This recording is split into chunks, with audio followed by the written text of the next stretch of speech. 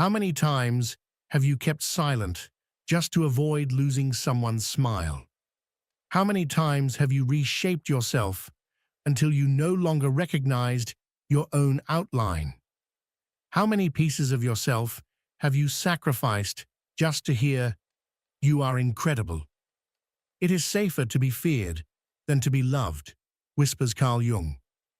And almost no one listens to what comes after. Because hearing that hurts, and it hurts because it strikes exactly where we bleed the most, our hunger to be accepted.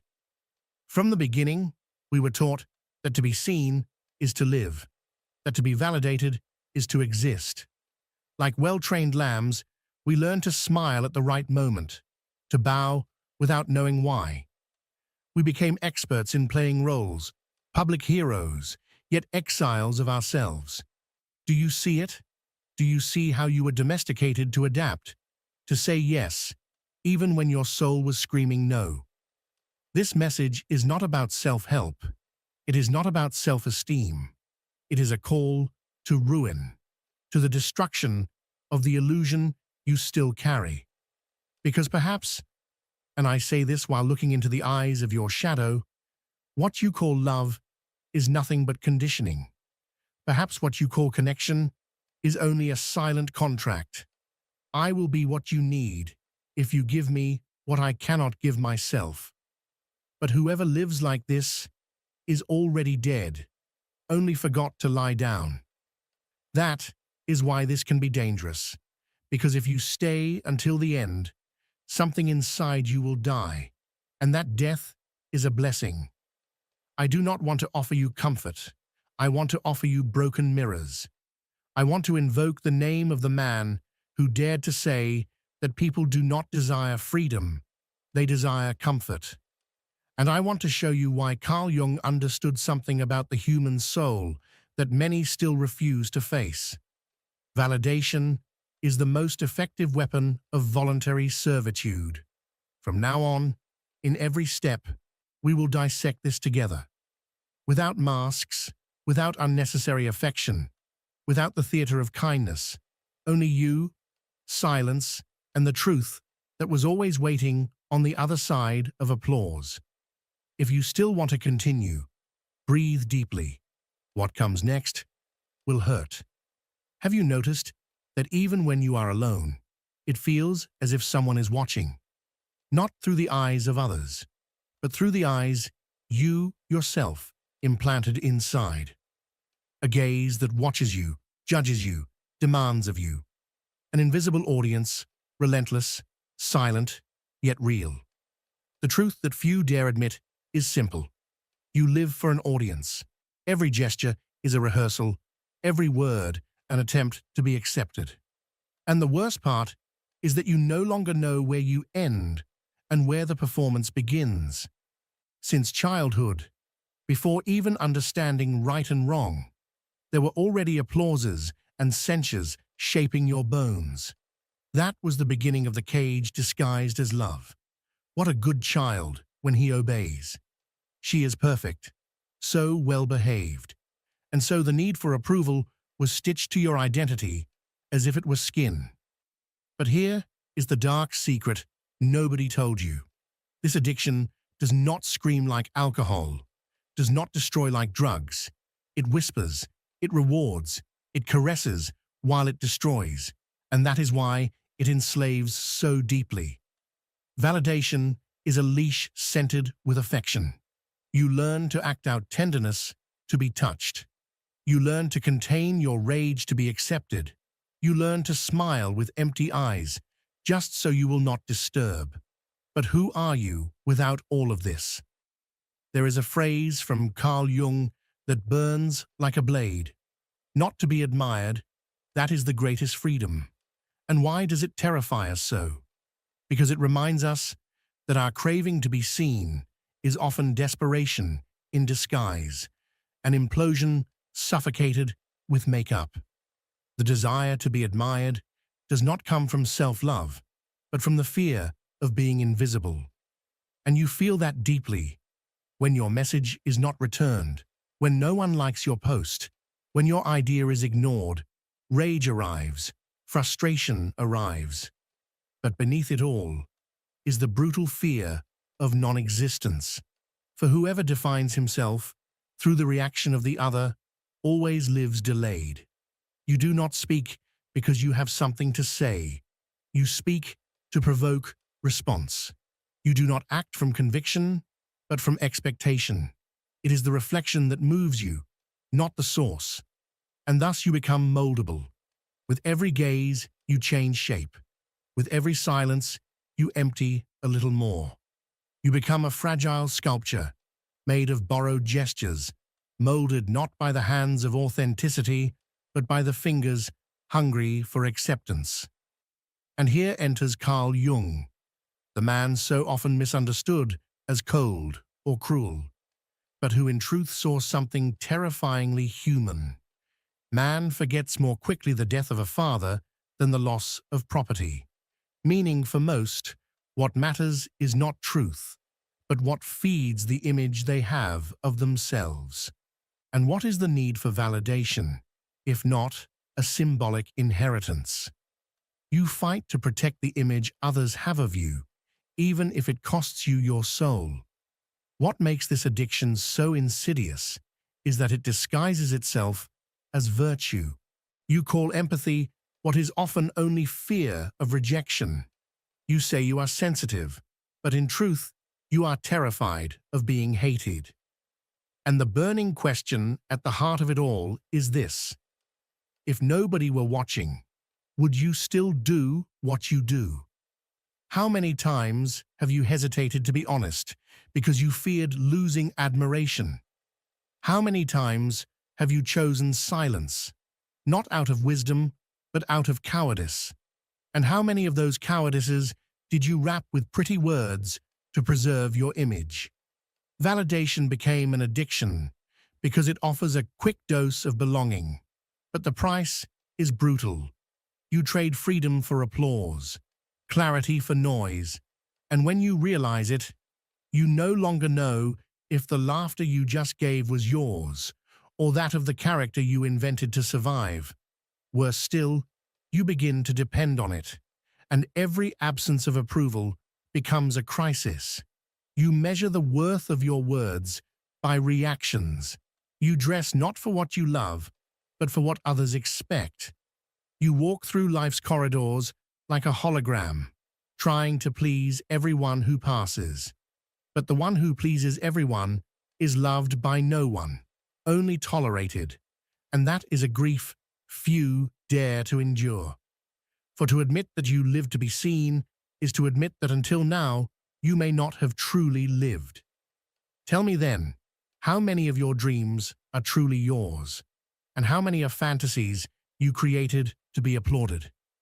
Here is where the divided self is born, the one who smiles while bleeding, who speaks softly while screaming within, who is celebrated but feels nothing. And that emptiness has no remedy, for it can only be filled by one thing: integrity. But integrity is costly, because to be whole today means to lose followers, friends, compliments, opportunities. It means to disturb, to confront, to provoke. It means to hear the words, "You have changed." And the answer, if you have courage, will be, "I finally returned to who I was before I wanted to be loved." Validation is an invisible addiction because it hides behind the noblest intentions. And the cure is not contempt for others, but reunion with silence. Silence that no one applauds, silence where no echo is needed, silence where true power begins to emerge, not the noisy kind full of ostentation, but the quiet power of one who no longer needs to be understood. And when you reach that point, when you stop acting, something dies. But what is born finally carries weight, because now every step you take is no longer rehearsal, it is presence. Before we continue, have you noticed that the more you try to stay calm, the faster you shatter inside? That is not weakness, it is mental overload. We live saturated with emotional noise, and nobody taught us how to filter what matters. The true problem lies in the lack of inner structure. Most act from emotion without knowing it is possible to construct a cold, firm, controlled way of operating. And yes, it can be trained. You say you want to be loved, but by whom? And at what cost? Strange how no one dares to ask this aloud. We crave love as though it were an unquestionable right, a prize the universe must deliver simply because we exist. But the truth is different, so uncomfortable that we call trauma what is in reality wounded vanity. Because deep down, most of us do not want love. We want admiration, reverence, approval, the glow in another's eyes as our certificate of existence. That is why being loved has been killing you inside, because to be loved, you are willing to deform yourself, to be quieter, funnier, more convenient, to lower your voice, hide your chaos, and wrap your truth in silk. But what remains after all this? A ghost, a digestible copy of who you once were. And here is where the mirror enters. You look, hoping to see yourself, but you only find what others expect. Then, the ritual begins. You comb your hair as they wish, behave as they like. You smile at the right moment, say what is acceptable. Yet with each concession, a piece of you slips down the drain of consciousness. You begin to lose yourself, becoming so light that you turn into vapor. To love and to be loved, they say. But as Carl Jung would remind us, love, the very love you desperately seek, can turn into a battlefield. When it is loaded with expectation, it transforms into dependence. And where there is dependence, there is no power, there is only submission. Those from whom you crave affection are the very ones who learn to manipulate your emptiness. They know where to press. They know that silence, a disapproving look, or a subtle withdrawal is enough to bring you to your knees because you need to be wanted, accepted, understood. That need makes you vulnerable. It makes you trainable. But what if you no longer needed it? What if you embraced the horror of not being loved, of being seen as cold, arrogant, unapproachable? Could you endure it? Most cannot. That is why they remain captive. They love the reflection, but despise the mirror when it reveals what is too raw. So they edit themselves, like someone who spends an entire life repeating lines from a script nobody hears. There is something tragic in being the kind of person loved only while pretending. You feel it, don't you? That bitter sensation after a conversation where you didn't say what you wanted. That fake laugh echoing in memory like a strangled cry. It is the price of affection bought on credit. You adapt because you fear abandonment. But what is more terrifying? Being alone or being surrounded by people who love a version of you that does not exist? Many insist, but that's who I am. Gentle, empathetic, kind, and maybe you are. But are you sure that kindness is truly yours? Or was it trained into you so you would be easier to accept? This isn't about cruelty, it's about truth. And truth is often unpleasant, yet it is the only thing with weight. Carl Jung wrote that whoever does not bring their shadow into the light remains enslaved by it. Perhaps your shadow is precisely that, the compulsive need to please, to be the good one, the balanced one, the acceptable one. Yet inside, there is fire, anger, frustration, truths suffocated for years, waiting for release. But that moment never comes, because you sabotage it. You keep chasing love, even when it costs you your integrity. And love born from self-abandonment is always fragile, always conditional. The day you say no, it evaporates. That is why you live in fear, because the love you received was never unconditional, but a performance contract. On stage, there is no presence, only a character. Yet here lies the secret that freed those brave enough to face it. You do not need to be loved by everyone.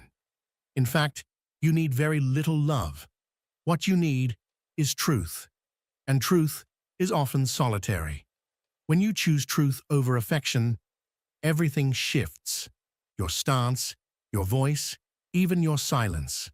Some will hate you for it, others will respect you deeply, but none will ignore you, because there is something magnetic about a person who does not need to be loved. Someone who does not change their tone to avoid conflict. Someone who does not dress to please. Someone who enters a room without scanning for approval. That person is not easily manipulated, not easily replaced. That person is dangerous, and that is why they are remembered. So, who do you want to be?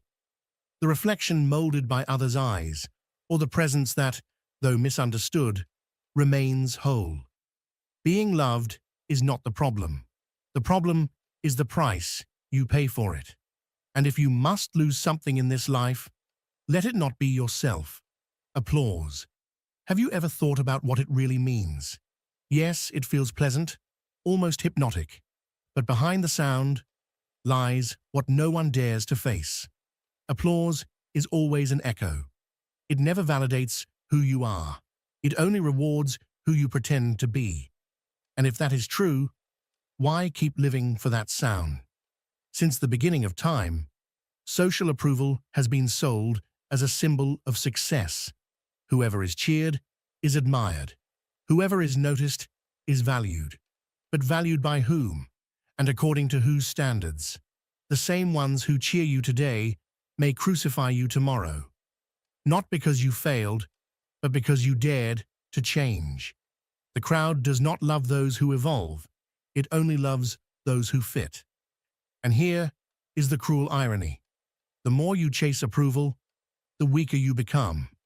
Because each time you earn acceptance, a new fear is born, the fear of losing it. And so you adapt, censor, and betray yourself in small doses just to maintain what you gained. You bow before the invisible tribunal of public opinion, even knowing it kills you inside. But what is the real cost of constant approval? You grow addicted to the comfort of conformity. You no longer speak your mind, only what is expected. You no longer act with courage, but with caution. With every safe choice, every pleasing step, you reinforce the bars of your own cell. The crowd is a demanding lover. It wants you to shine, but never brighter than itself. It wants you to stand out, but only within its script. It wants you to be authentic, but only as long as your truth does not disturb it. So it gives you applause, but with chains on your ankles.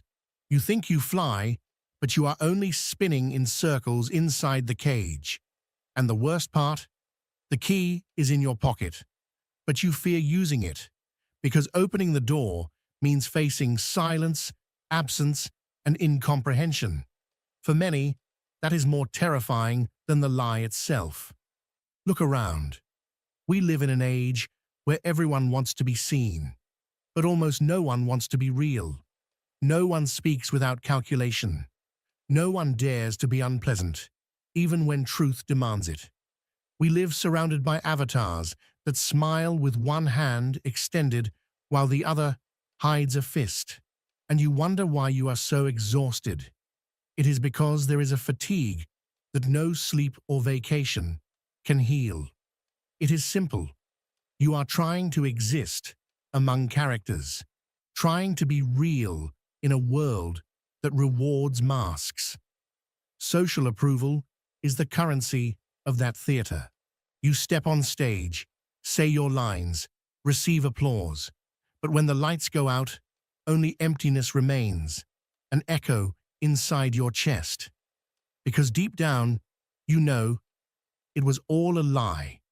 You can have the world at your feet and still feel like a fraud, because whoever lives for others dies in their hands. And this is not exaggeration. It is historical. Look at public figures who rose like gods and fell like demons, not for crimes, but for daring to break the projections imposed on them. Society does not forgive authenticity when it disrupts comfort. Carl Jung knew this. He understood that real power is not won by votes. It is not imposed by brute force, but through emotional independence. Those who seek approval live in debt. Debt to parents, friends, colleagues, followers, always owing, always expecting applause as repayment. And when it doesn't arrive, desperation appears. But here is the final provocation. What if you stopped caring? Not cynically, not as one who escapes pain, but as one who accepts fully that the only approval that matters is your own. At first it feels strange, cold, even cruel. But slowly, something changes. You begin to speak with more clarity, act with more firmness, stop apologizing for your intensity. And then something surprising happens. Those who once applauded disappear, but others arrive. People who don't want your performance, they want your presence. People who aren't unsettled by your firmness, but inspired by it. Because when you shatter the illusion of social approval, something within you awakens, and that awakening is violent. You realize you lived half your life on a stage, performing a script you did not write. But now you break it, turn off the spotlights, step down, and for the first time, touch the ground. Imagine a person walking without hurry, not explaining, not bending. People notice, but cannot define what he carries. It is not arrogance, it is not coldness, it is something far deeper.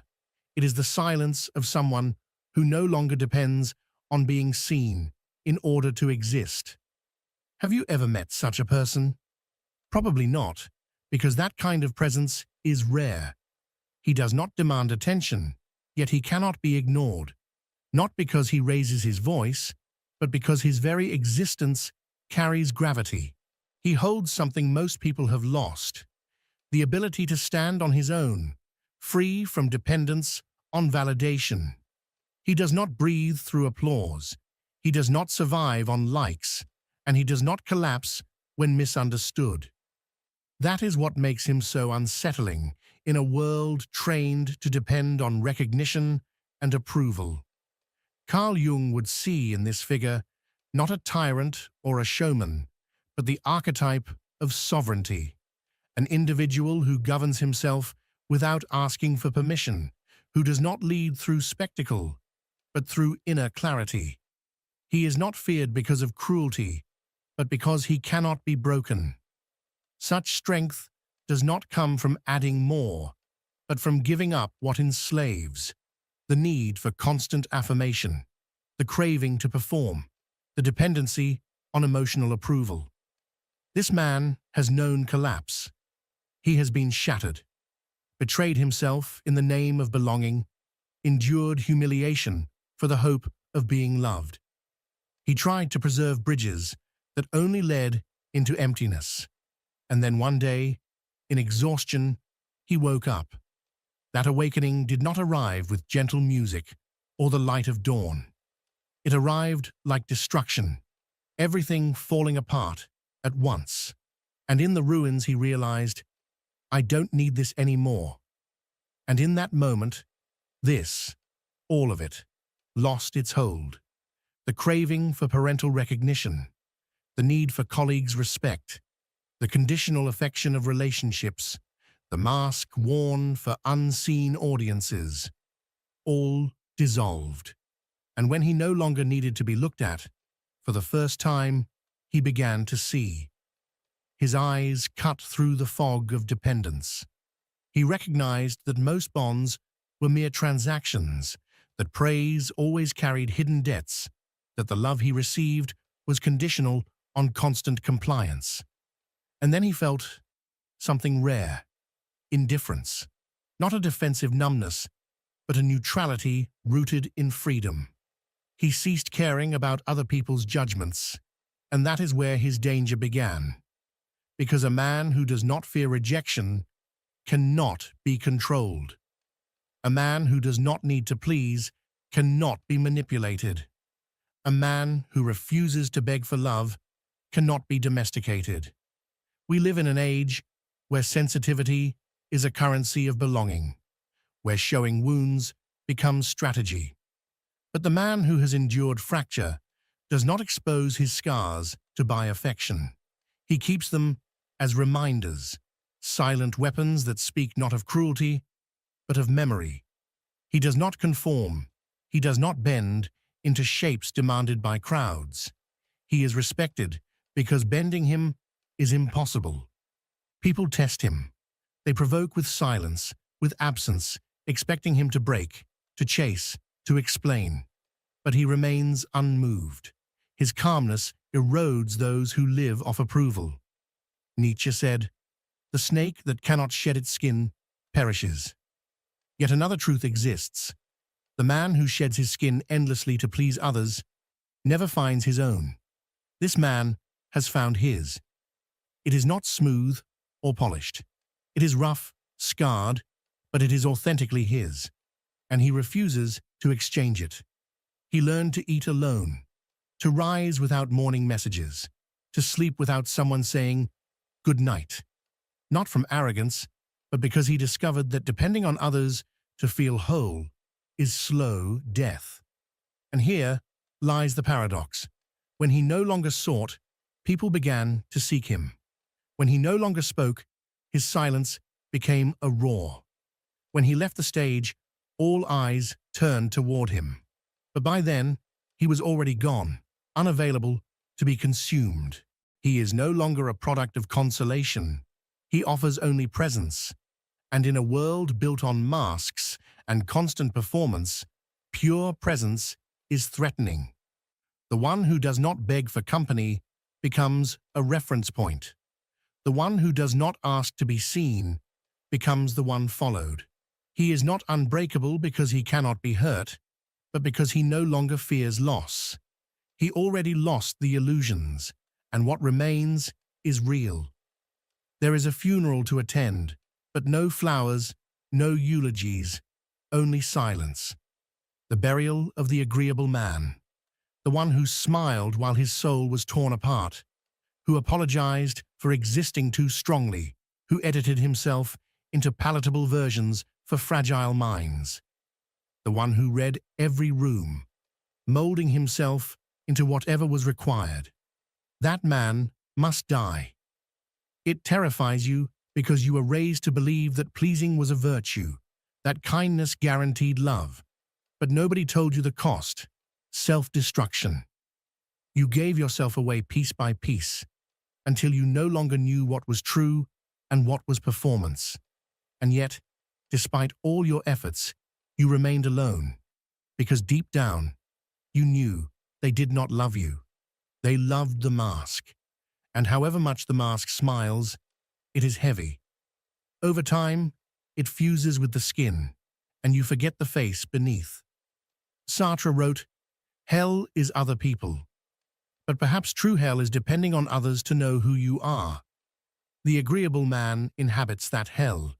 Every concession digs deeper his grave, yet there is a way out, and it is violent. You must disappoint. You must allow misinterpretation. You must accept being called cold, arrogant, too much.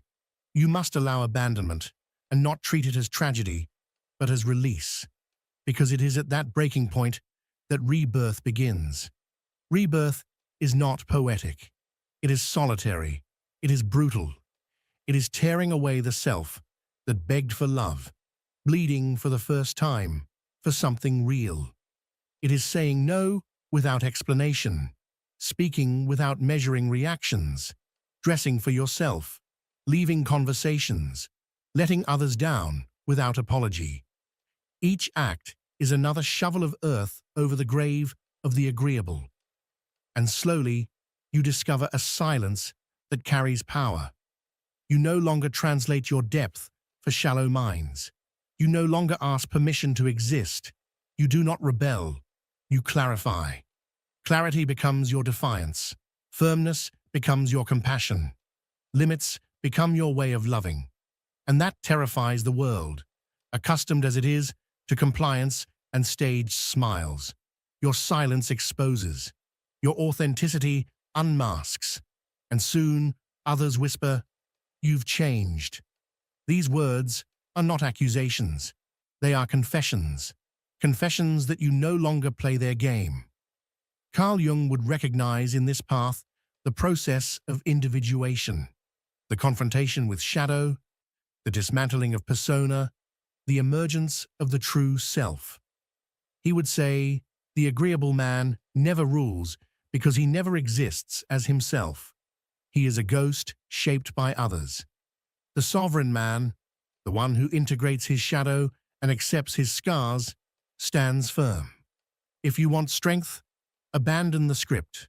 Stop laughing when you do not feel joy. Stop listening just to maintain peace. Stop dressing for belonging. Stop saying yes to what disgusts you. Begin to choose with precision. The rooms you enter, the voices you hear, the gazes you meet. Do this not out of superiority, but because your life has become sacred ground. And slowly, the world responds, not with applause, but with space, with silence, with respect. For the one who cannot be manipulated begins to be admired. And what is admired soon becomes followed. This is the irony. When you stop trying to be loved, you become magnetic. Because you ask for nothing, you simply are. The agreeable man lives on the surface. But the man who has endured rejection, who has buried his mask, becomes solid as rock. He does not seek, he does not perform, he stands. Attend that funeral. Wear silence. Lay to rest the version of yourself that survived by pretending. Do not look back. For once you have crossed this threshold, there is no return. What you once called need was addiction. What you once called love was survival. What you defended as empathy was fear of rejection. But something inside you has already shifted. Perhaps it has no name yet. Perhaps it is only unease. But something in you has died. And good. Because sometimes, only through death can one finally be born. From here, the world will resist you. It will mock, try to drag you back to the obedient version of yourself. But you have already walked without applause. You have already carried silence without breaking. And once you know that strength, you cannot unknow it. The man who walks in silence, even under jeers, is freer than the man who dances under ovations. And if these words strike something inside you, it is because a part of you is also tired of pretending. Perhaps you too are ready to bury the agreeable mask. If so, let your silence, not your performance, speak. Have you ever felt like there's something in your mind that keeps you from being truly happy? As if an invisible pattern holds you captive in the same cycles of thought, the same habits and the same emotions that seem to prevent you from moving forward. Carl Jung, the great pioneer of depth psychology, dedicated his life to studying these patterns and arrived at a surprising conclusion. Happiness is not something we seek outside of ourselves. It is something we uncover within, in the way we interpret and process our own reality. The problem is that, more often than not, we fail to realize that we have been conditioned to think a certain way. Our childhood, society, our past experiences, all of these elements have shaped our perception of the world and of ourselves, often without us even noticing. And this is where one of Jung's fundamental concepts comes into play: the unconscious. Deep within us, in the most hidden layers of our psyche, there exists a collection of beliefs, memories, and repressed experiences that influence us without our awareness. Imagine your mind as a vast ocean. On the surface, you find everything you know, everything you remember, and everything you believe yourself to be. But beneath that surface, in the deep, uncharted waters, lies an entire world of hidden forces, shadows and archetypes that shape your behavior, your decisions, and most importantly, your ability to find happiness. The real problem is that most people live solely on the surface. They never dare to dive into the depths of their own minds. And yet, it is precisely in those depths where the key to transforming your mental framework lies. Jung spoke of a crucial concept, the shadow. The shadow is that part of ourselves that we have rejected, hidden away because it did not fit into what society or our families expected of us. It contains everything we were told was wrong, everything that should not be expressed, everything that had to be suppressed. But what no one told us is that whatever we repress does not simply disappear. It becomes a silent force that continues to influence our lives from the unconscious. Every time you act in a way you do not fully understand, every time you repeat a pattern of behavior that seems to sabotage you, there is a good chance that it is your shadow manifesting itself. That is why Jung urges us to do something that few people dare to do. Face it. Because true mental transformation does not occur when we force ourselves to be positive or when we repeat empty affirmations. It happens when we have the courage to look within ourselves, to examine the stories we have been telling ourselves, and most importantly, to rewrite those stories. Think about this for a moment. If you constantly tell yourself that you are not enough, that you do not deserve success, that happiness is something others can have, but that somehow always escapes you, what do you think will happen? Your unconscious mind will seek confirmation of those beliefs, and without you even realizing it, it will sabotage any opportunity that challenges that narrative. This is not magic, it is psychology. It is the law of projection that Jung described. We see in the world what we carry within us. If you constantly find yourself surrounded by people who do not value you, if you remain trapped in relationships that drain you, if opportunities seem to slip away just when you are about to seize them, Jung would say that this is no coincidence. It is a reflection of the hidden beliefs you hold about yourself. And here is the crucial point. Those beliefs are not set in stone. You can change them. But in order to do so, you must first bring them into the light. And this brings us to a fundamental concept, the process of individuation. This is the journey of integrating all aspects of yourself, both the conscious and the unconscious, to become a whole, authentic being. It is not an easy process. It requires confronting your fears, embracing the parts of yourself you once rejected, and ultimately breaking free from the limitations imposed by the mind. But once you begin this journey, once you take the first step towards true self-awareness, everything begins to change. Carl Jung believed that the purpose of life is not simply to fit in, or to live according to the expectations of others. Instead, it is about discovering who you truly are. This journey of self-discovery is not something that happens overnight. It is a deep and ongoing process. Along the way, you begin to question what you once believed to be true. Let go of what no longer serves you, and integrate the parts of yourself that you may have previously rejected. However, this path requires immense courage because it means facing aspects of yourself that you might not like. It means admitting that, at times, you have acted out of fear, and that many of your decisions were not truly yours, but were influenced by societal conditioning, upbringing, or external pressures. This realization can be uncomfortable, but the alternative is to continue living on autopilot, unaware that you are the one holding the keys to your own chains. So, the real question is, are you willing to look within? Are you ready to challenge the beliefs that you have accepted as absolute truth for so long? Because if you do, if you truly dare to face your shadow, you will discover something extraordinary. Beneath all the layers of conditioning and fear, there exists a part of you that has always known the truth.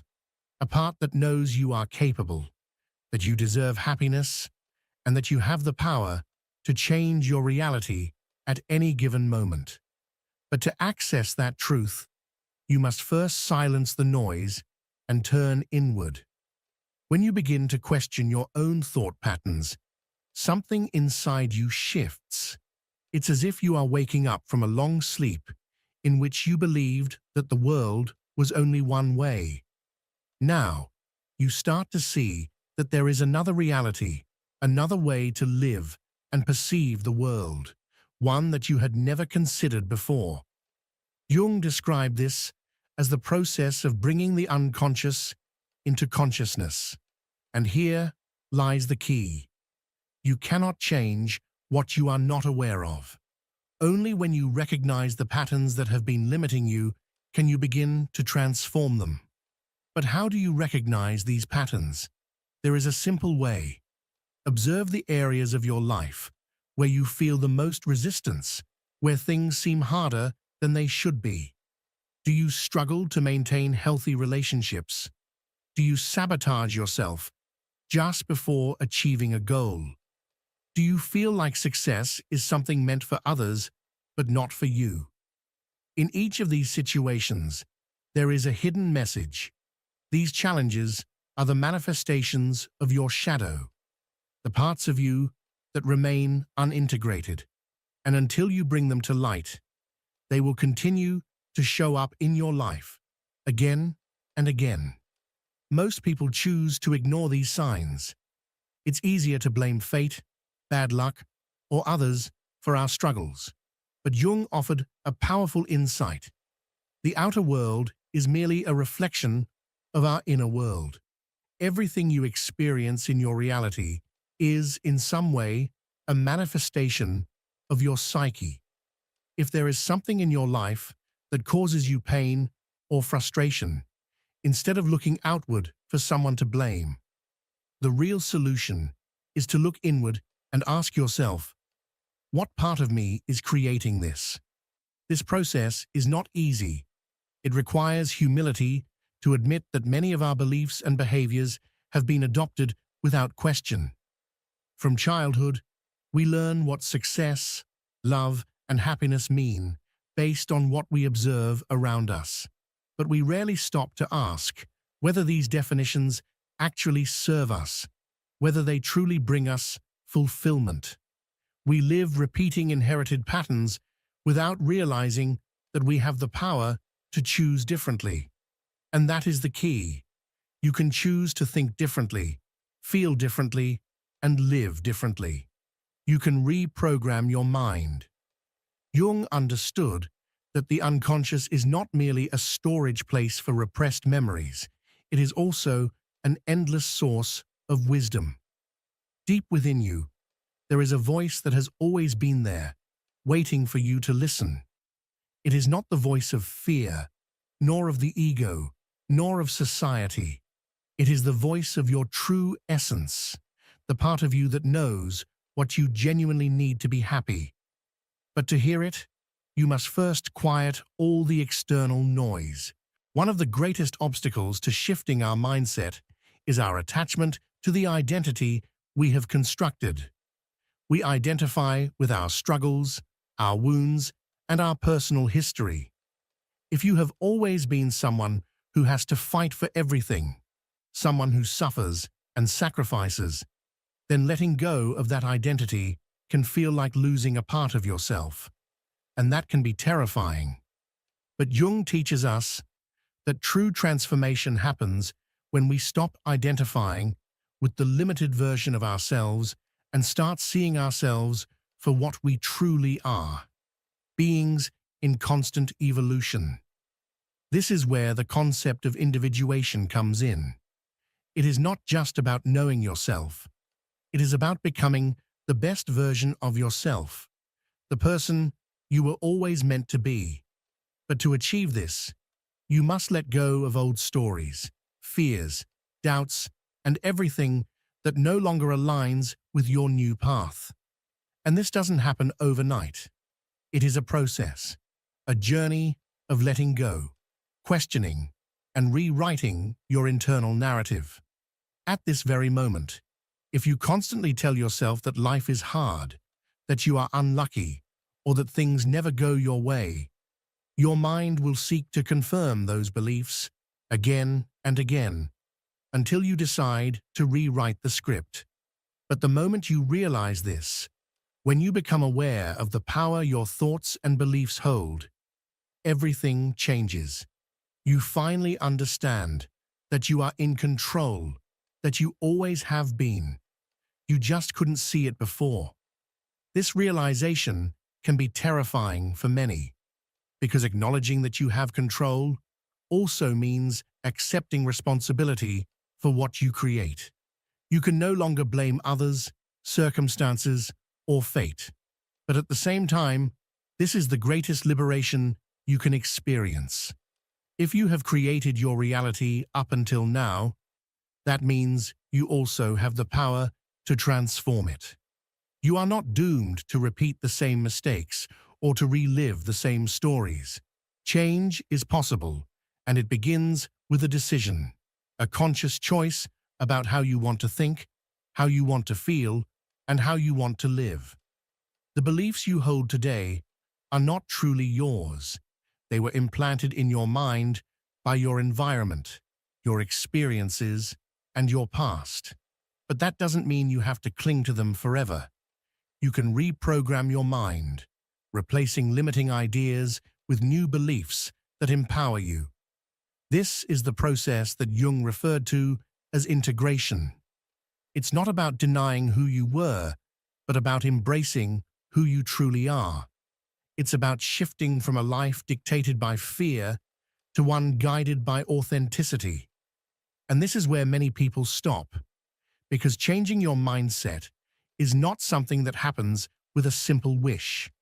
It requires action, consistency, and a daily commitment to choosing thoughts that align with the life you want to create. It's not enough to listen to motivational words or read about psychology. You must apply this knowledge in your life. You need to observe your thoughts and question them, asking yourself every time a limiting belief arises, is this really true? Or is it just a story I was told and chose to believe? Your mind is like a garden. If you plant seeds of doubt, fear, and scarcity, that is exactly what will grow. But if you begin to sow thoughts of abundance, confidence, and possibility, you will gradually start to see real changes in your life. Not because of some kind of magic, but because your mind will finally be aligned with what you truly desire. This entire process can be summarized in one powerful idea. Your external world is a reflection of your internal world. If you want to see changes in your outer reality, you must first create them within yourself. Jung understood this deeply, which is why he emphasized the importance of introspection, of working with the unconscious, and of integrating our shadows. Because only when we dare to look within and transform what we find can we truly change our reality. And so, the question remains, are you willing to look inside yourself and discover what is truly preventing your happiness? Because the first step in shifting your mindset is not searching for answers outside. It is asking yourself the right questions. Questions that will lead you to uncover who you really are, what you truly want, and most importantly, what you are willing to do to achieve it. True transformation begins the moment you take responsibility for what happens in your life. Jung famously said, "What you resist persists." This is a crucial key to understanding why certain painful situations seem to repeat themselves over and over. It's not bad luck. It's not destiny punishing you. It's your unconscious trying to get your attention, showing you something unresolved within you.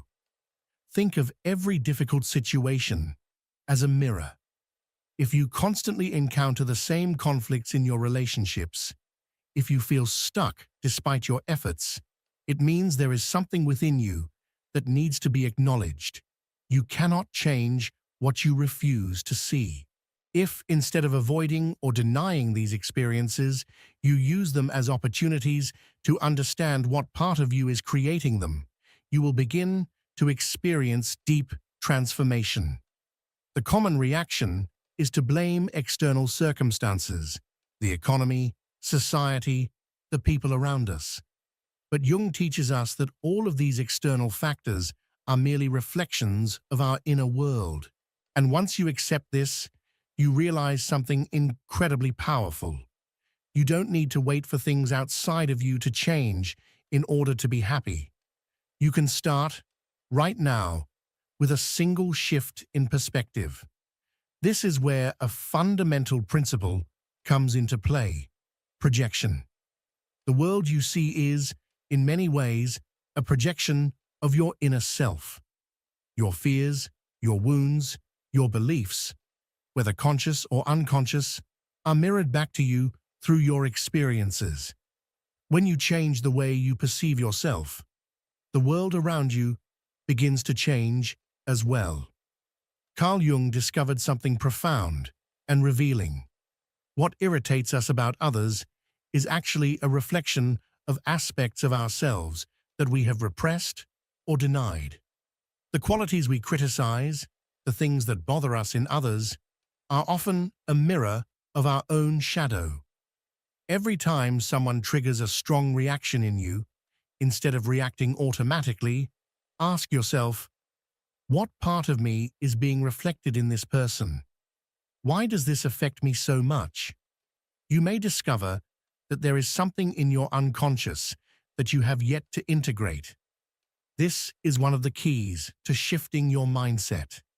If you continue projecting your own fears, frustrations, or insecurities onto others, you will remain trapped in the same patterns. But when you start observing these projections and becoming aware of them, you can stop being a victim of your mind and start taking control. The problem is that most people don't want to face their shadow. It's uncomfortable, it's challenging, and many prefer to distract themselves with the external world rather than look within. But Jung warns us, what you do not confront within yourself will eventually manifest in your life as fate. In other words, if you don't work on healing what you carry inside, life will keep showing it to you repeatedly, through situations and people that reflect your unresolved internal conflicts. This is why some people seem to repeat the same stories over and over again. They find themselves attracted to the same toxic relationships, caught in the same conflicts, facing the same financial or emotional struggles. It's not a coincidence. It's their unconscious trying to teach them a lesson. And until they bring that lesson to consciousness, they will remain stuck in the same cycle. But here is where most people get it wrong. They believe that in order to change their reality, they must change their external circumstances. They look for a new partner, a new job, a new country. But no matter how many times they change the setting, if they don't do the internal work, the same problems will appear over and over again. Because the problem was never outside. It was always within. Real change only happens when you dare to look inside yourself and take full responsibility for your life. This doesn't mean blaming yourself or feeling guilty for what you have experienced so far. It means realizing that you have the power to change it. It means stopping the search for something or someone to save you and instead starting to work on yourself. This is where deep self-awareness becomes essential. Jung believed that true happiness is not a superficial state of constant joy, but a profound sense of connection with who you really are. And to achieve this, you must question the beliefs that have limited you, face your fears, explore your shadow, and bring it to the light. This process is neither quick nor easy. It requires commitment, patience, and above all, courage. But when you begin, you realize that happiness was never in the things you thought it was in. It was never in having more money, in seeking validation from others, or in achieving external goals. True happiness is an internal state of peace and clarity. It is living in alignment with yourself, without masks, without pretending to be something you're not. And here's something very important to understand. Many of the things you have been chasing may not even be yours. It's possible that you have been trying to achieve goals that were imposed on you by others. Maybe you were told that to be happy, you need success, wealth, or a perfect relationship. But did you ever stop to ask yourself if that's what you really want? Did you ever take the time to listen to your own voice and discover what truly fulfills you? Jung teaches us that self-knowledge is the path to true freedom. Because when you truly know who you are and what you want, you stop being a slave to other people's expectations. You stop acting out of fear of failure or rejection. You start living from a place of authenticity, purpose, and truth. This is the moment when many people feel liberated because they realize that they never needed to change the external world to be happy. The only thing they needed to change was the way they perceived the world, and more importantly, the way they perceived themselves. This process does not mean that life will suddenly become free of challenges. You will still face difficult moments. You will still experience pain at times. But the difference is that now you won't see these challenges as something working against you, but as opportunities for growth. Because when you change your mindset, you change the way you interpret every experience. And here lies the real secret. Happiness is not something you achieve. It is something you cultivate from within. It does not depend on what you have, what you accomplish, or what others think of you. It depends on how aligned you are with your truth, on how much you have integrated your shadow, on how willing you are to live authentically. Because when you live this way, everything changes. The relationships you attract change. The opportunities that come into your life change. The way you experience each day changes. Not because the world has magically changed, but because you have. And when you change, everything else transforms. This is the power of inner work. This is the key to shifting your mindset.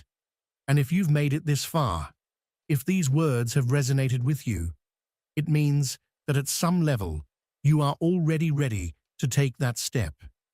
You don't need to wait for tomorrow. You don't need someone else's permission.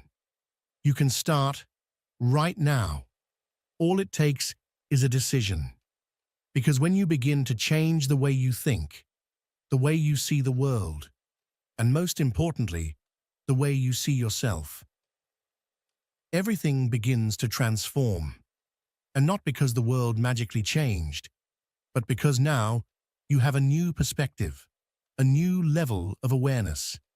Jung said that what we deny within ourselves controls us from the shadows, but what we accept sets us free. This is the true power of mental transformation, stopping the habit of running from yourself and instead recognizing, understanding, and integrating who you truly are.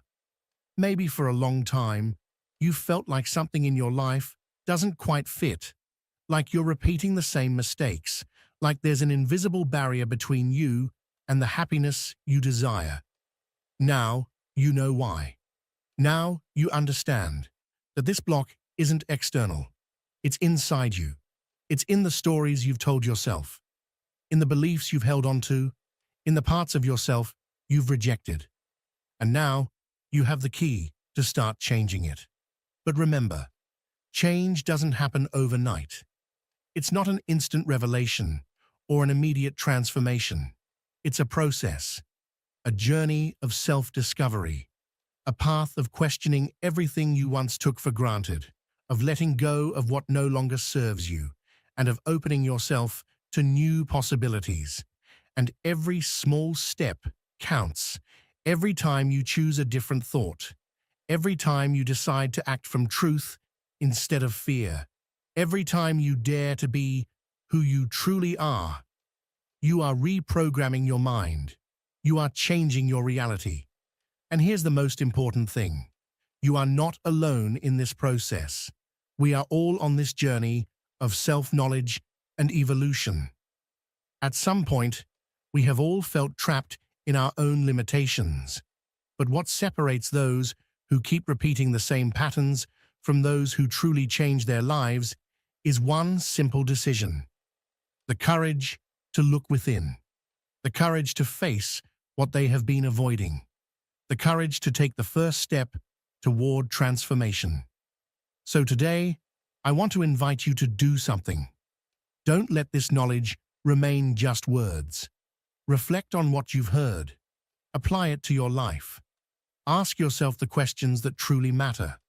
What stories have I been telling myself about who I am? What beliefs have been limiting my happiness? Am I ready to let go of what no longer serves me and start building a new reality from authenticity? And if this message resonated with you, if something inside you clicked, help me share it with more people. There are so many people out there still trapped in their own fears, people who need to hear this, who need to remember that they have the power to change their lives. Let me know in the comments, which part of this message impacted you the most? What are you ready to change in your life? I want to read your thoughts. I want to know how this knowledge can help transform your reality. And if you haven't already, subscribe to this channel and turn on notifications, because in every video, we continue to explore these topics, diving deeper into the incredible power of our minds and the path to a more conscious, fulfilling life.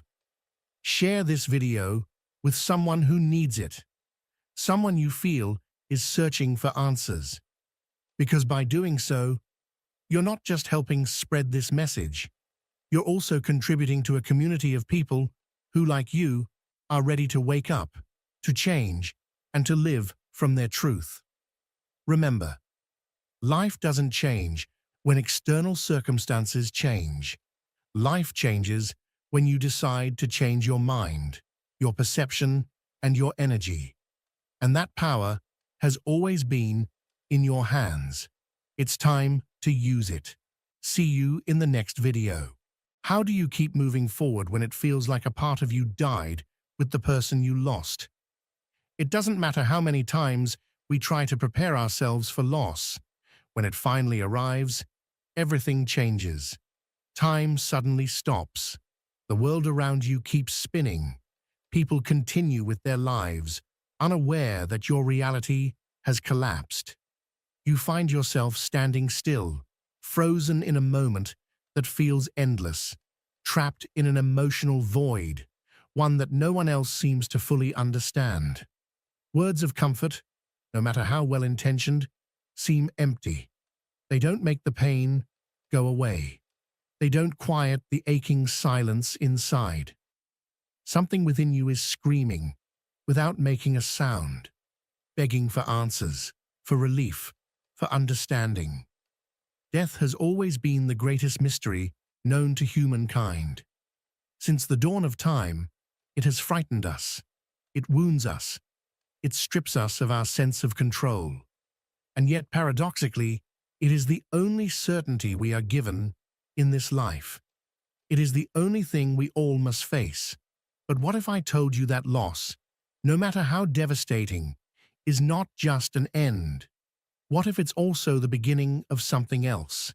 Something new? Carl Jung, the father of deep psychology, understood something that many of us still struggle to grasp. He believed that death doesn't only transform the one who dies, it transforms the ones who are left behind. Because when we lose someone we love, we're not just mourning their absence, we're mourning a version of ourselves that will never return. Loss forces us to look inward, to confront questions we never wanted to ask. It pushes us to search for meaning in the chaos. It shakes the very foundation of our identity.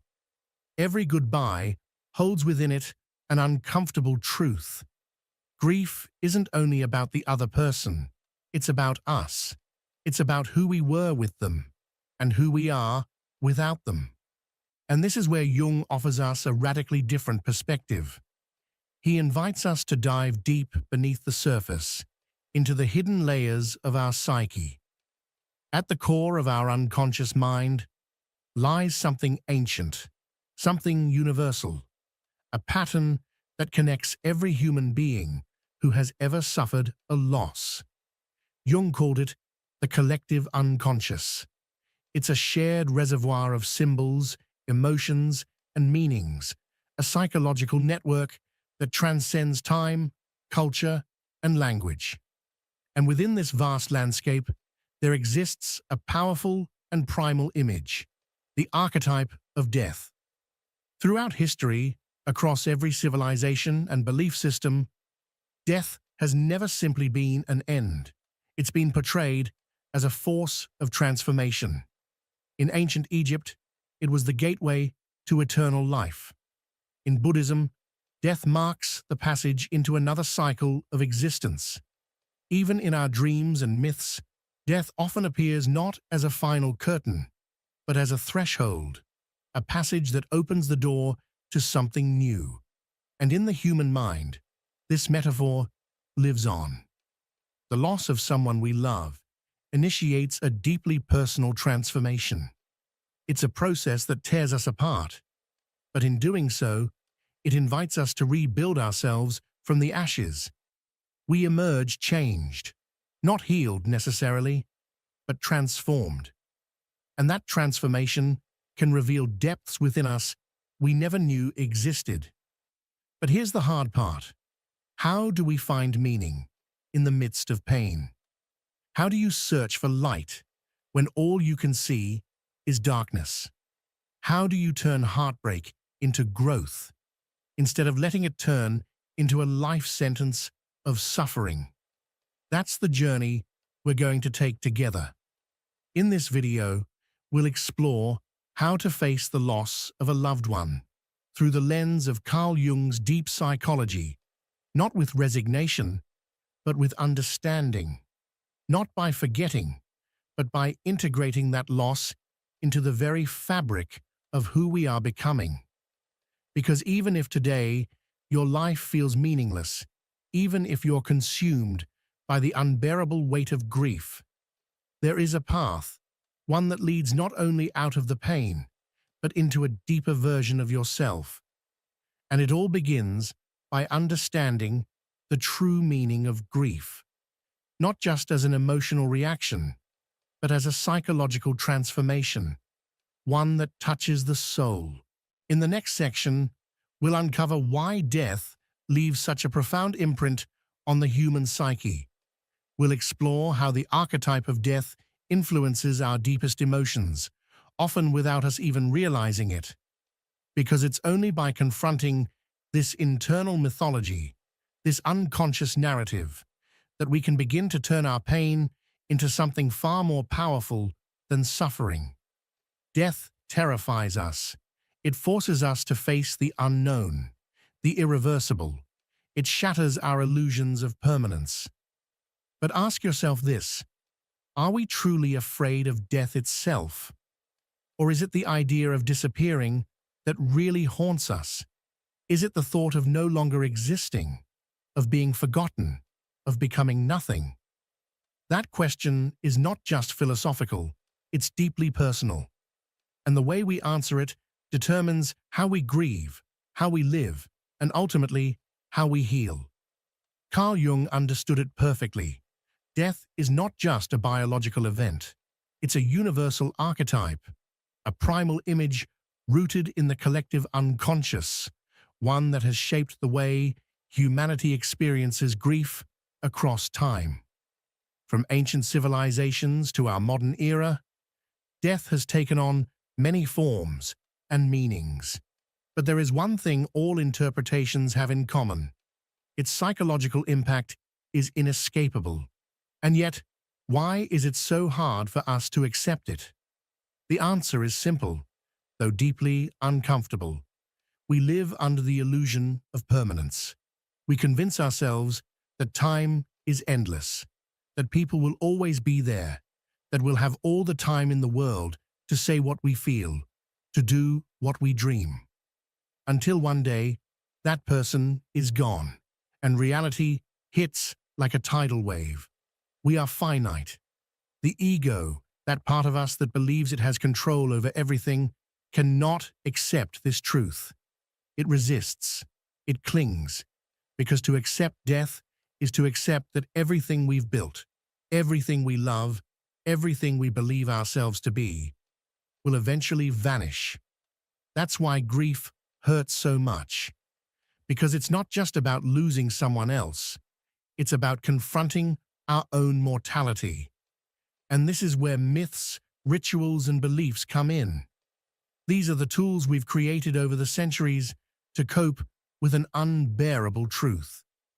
The Egyptians built pyramids to ensure life after death. The Aztecs celebrated the Day of the Dead to honor their ancestors. Tibetan monks practiced death meditations, visualizing their own end to dissolve fear. Each culture, in its own way, developed paths to give meaning to the inevitable. But what do we have today? We live in a world that has stripped away the rituals, a society that tells us we must move on quickly, that grief must be buried, pain pushed aside, life resumed as if nothing happened. And here lies the real problem. When we ignore the deeper meaning of death, we rob ourselves of one of the most powerful teachings it can offer.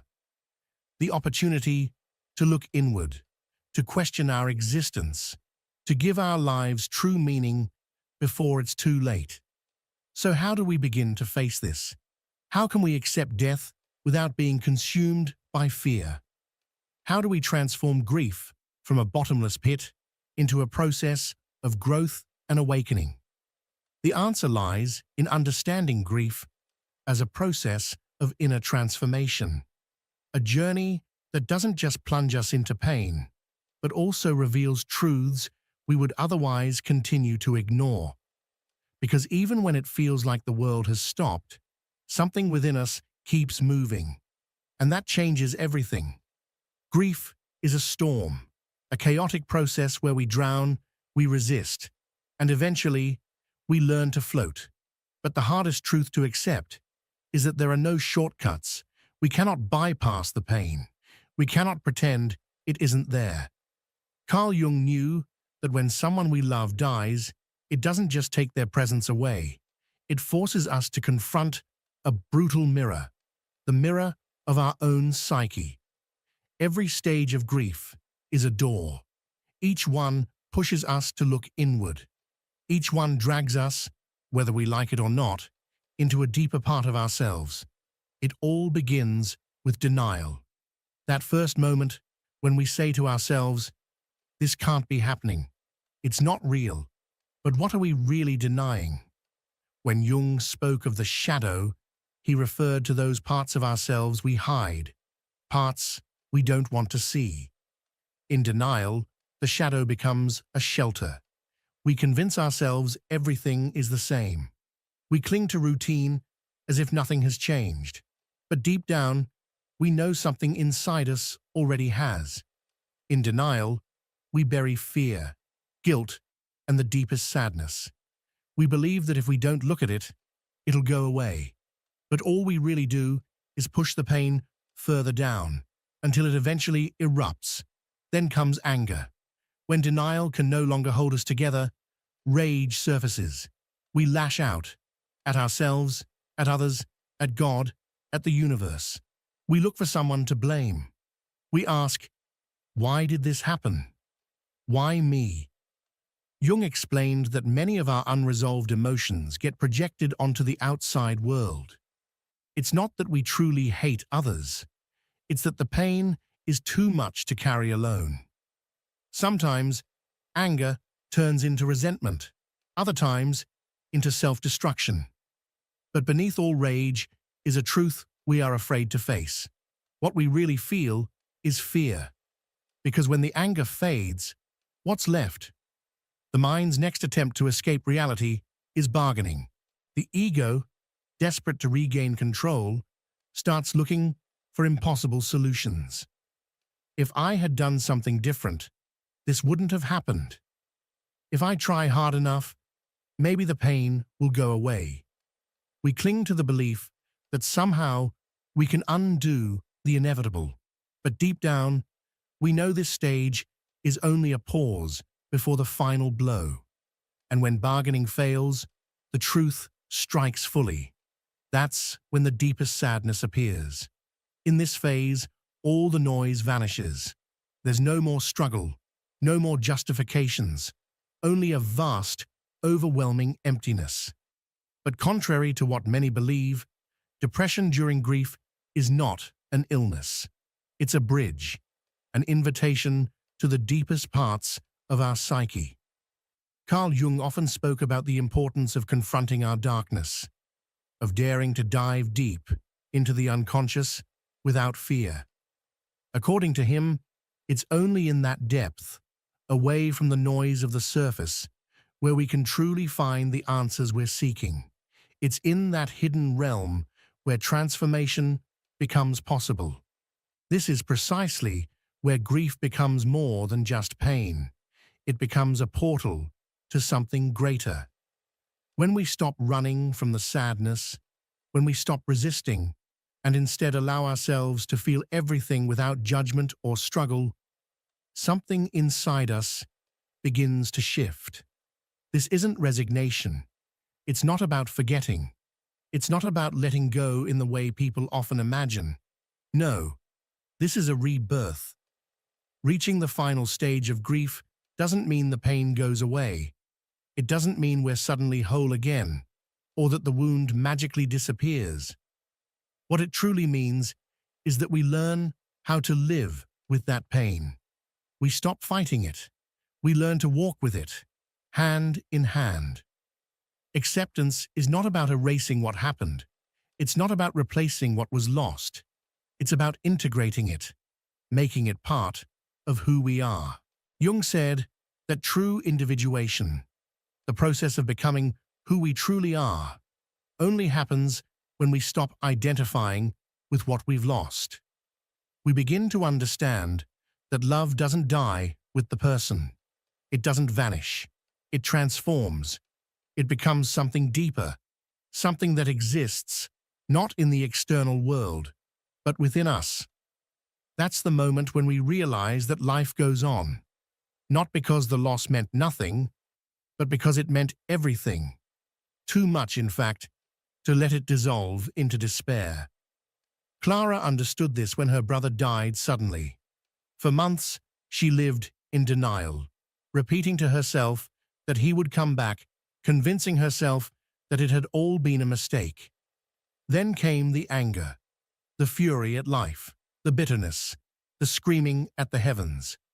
She tried to bargain with fate, pleading for a different outcome. But eventually, she fell into a deep sadness where nothing made sense anymore. The world turned gray. Time slowed down. She felt empty, hollow, and yet, in that silence, something shifted. It was quiet, almost imperceptible, but it was real. She began to understand that her brother hadn't truly left. He was there in every memory, in every lesson he ever taught her, in every part of herself that had been transformed by his love and presence. She never stopped missing him. She never stopped loving him. But she did learn how to move forward, carrying him not as a weight, but as a part of her. Because grief is not just about losing someone, it's about rediscovering yourself on a level you never thought possible. You cannot avoid the pain of grief. No one can. But what you can do is allow it to guide you, to become your compass through the darkness. And when you do, your life will never be the same again. Grief doesn't just take the person you love, it also confronts you with something even more terrifying: yourself. It holds up a mirror and forces you to look into the corners of your soul you've always avoided. Losing someone is like switching on a light in the darkest room of your mind. And what you find there isn't always what you expected. Carl Jung referred to it as the shadow, all those hidden parts of ourselves that we've repressed, denied, or buried over the course of our lives. These aspects of the psyche don't disappear just because we refuse to look at them. On the contrary, they wait silently in the background, shaping our behavior, our relationships, and the way we interpret the world. The shadow contains our deepest fears, our most unspoken insecurities, our unresolved guilt, and the silent griefs we never allowed ourselves to feel. And one of the most powerful catalysts that can bring all of this to the surface is grief. Grief has a strange and mysterious power. It doesn't simply overwhelm us with sadness over what we've lost. It cracks open something much deeper. Suddenly, we're not just mourning a person. We're confronting the fear of being left alone, the regret over words left unspoken, the helpless feeling that maybe, just maybe, we could have done something differently. It's not just about what's gone. It's about what lingers, what remains inside us, like a haunting echo. When someone dies, a part of us dies too. But it's not just about the departure of the other. It's about the confrontation with the parts of ourselves that have been quietly asleep, or worse, deliberately ignored. Grief reveals what was hidden: the fear of loneliness, the fear of not being enough, the fear that life may never feel the same again. It reawakens the guilt for the things we didn't say, the chances we didn't take, the time we wasted thinking there would always be more. Suddenly, time stops being infinite. Suddenly, we realize that it slips through our fingers without warning. And in that stillness, we begin to ask the most human question of all: what if? But here's something very few people truly understand. Those feelings of guilt and fear don't emerge to torment us. They were always there. They simply lived hidden, buried under our daily routines, disguised by distractions, camouflaged beneath the noise of everyday life. Grief doesn't invent new pain. It simply strips away the illusions and forces us to look at the pain that has always been there, waiting. Anna lived this truth in the most intimate way. When her mother passed away, she felt something inside her shatter. She expected the sadness. She even expected the tears. What she didn't expect was the emotional tsunami that followed. The anger, the shame, the guilt, the unbearable weight of everything she had kept, locked away for so long. For years, she had avoided confronting the complicated relationship she had with her mother. There were things left unsaid, grudges never resolved, wounds never healed. And now, in the silence left by her absence, all of it surfaced, like a tidal wave. She found herself trapped, not just in mourning for her mother, but in mourning for all the parts of herself that she had repressed. That is the true depth of grief. It's not only about what you lost, it's about what you were never brave enough to face. It's about who you were before and who you must become after. It's uncomfortable, it's painful, but it's also an opportunity. Because when we dare to look within, when we choose to stop running and instead embrace the shadow, we begin to change. Something within us begins to shift, not temporarily, but permanently. Grief, if we allow it, can become more than a goodbye. It can be a homecoming, a return to the most honest and authentic version of who we are. The pain of loss can feel like a bottomless pit, a void that no amount of distraction, time, or advice can ever seem to fill. But what if that very pain could become something more? Carl Jung didn't see suffering as a dead end. He saw it as a sacred process of transformation. Every grief is, in its own way, a psychological initiation. It's not just about letting go of the one who has passed.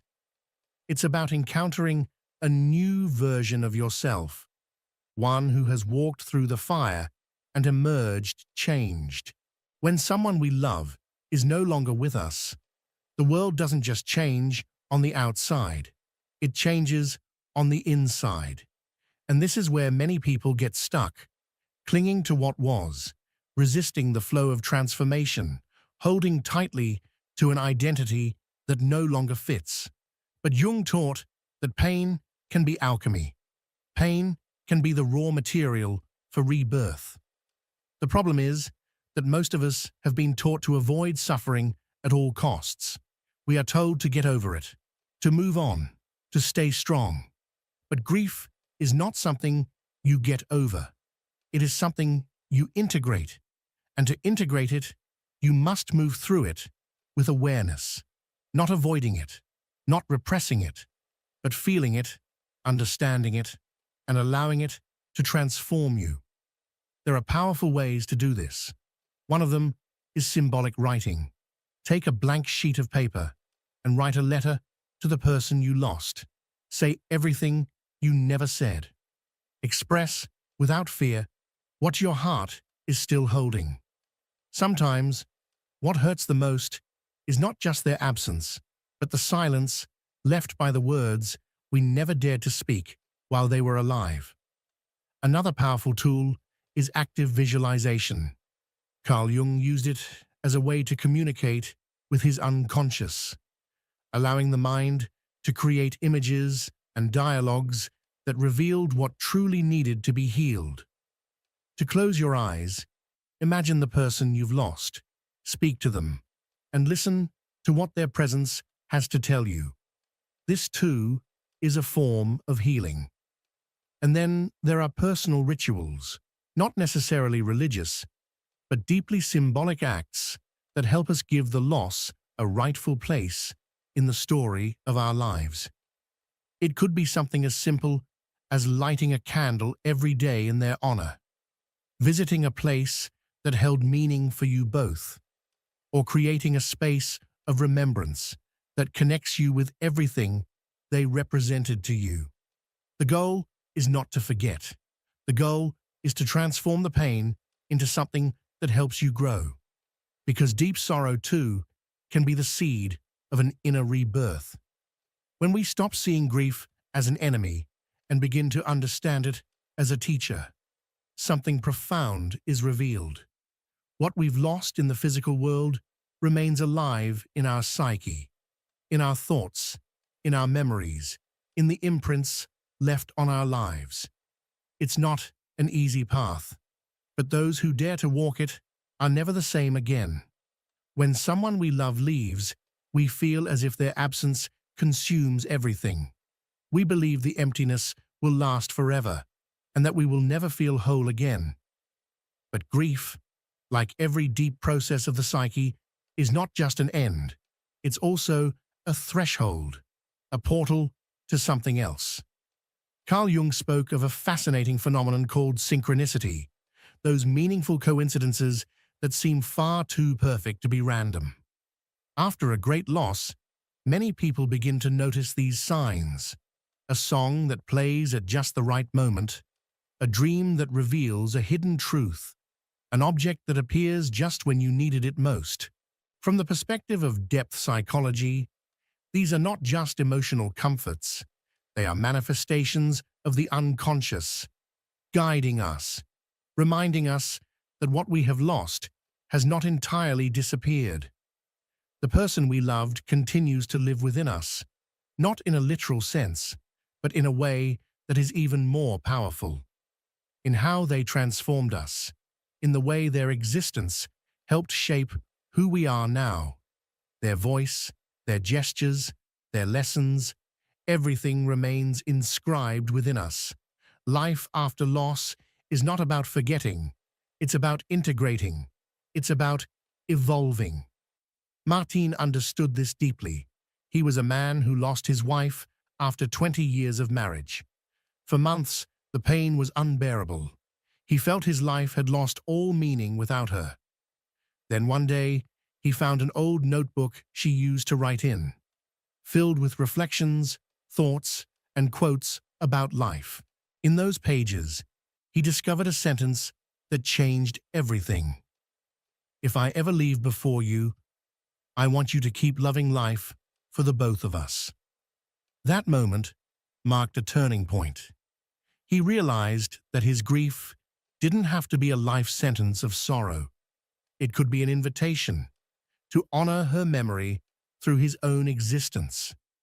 From then on, Martin devoted himself to helping others going through the same pain, turning his loss into a new purpose, a deeper way of living. Every loss leaves us with a fundamental question. What emotional legacy did that person leave in my life? A powerful way to gain clarity is to pause and reflect. What did they teach me that I never valued before? How did they change my view of the world? What values or ideals can I continue to honor in their name? Because the true presence of a person doesn't lie in their physical body, but in the transformation they sparked within us. And when we understand this, truly understand it, we realize that loss doesn't destroy us. It rebuilds us in ways we never imagined possible. Losing someone you love is one of life's greatest trials. It breaks you. It steals your breath. It leaves you wondering whether you'll ever feel whole again. But there's something we're rarely told. The pain of grief doesn't just take something from us. It also gives us something new. It's a cruel paradox, and yet a beautiful one. Because although the emptiness is real, and although the absence weighs heavily, within that same pain lies a seed of transformation. Something in us changes forever. We become a new version of ourselves, shaped by the loss, but also enriched by everything that person meant to us. Death is not just an ending, it's also a beginning. Jung understood that everything within the psyche is part of an evolutionary process. Nothing dies without leaving a trace. Nothing disappears without first transforming us. And grief, though often walked in solitude, is also a bridge toward a deeper understanding of life itself. And if these words resonated with you, if at any point you felt like we were telling your story, then maybe this message didn't reach you by accident. Maybe this was the exact moment you needed to be reminded that even in the depths of pain, you still have the power to transform your life. Because healing doesn't mean forgetting. Healing means loving again, trusting again, living again, more deeply, more consciously, with more heart. If this video touched your soul, I invite you to subscribe to the channel. Hit the notification bell so you won't miss any content that can support you on this journey of inner growth. And please, share this video with someone who truly needs it. You never know how much of a difference a single message can make when it arrives at the right time. Thank you for being here. Thank you for allowing yourself to feel. And most of all, thank you for continuing.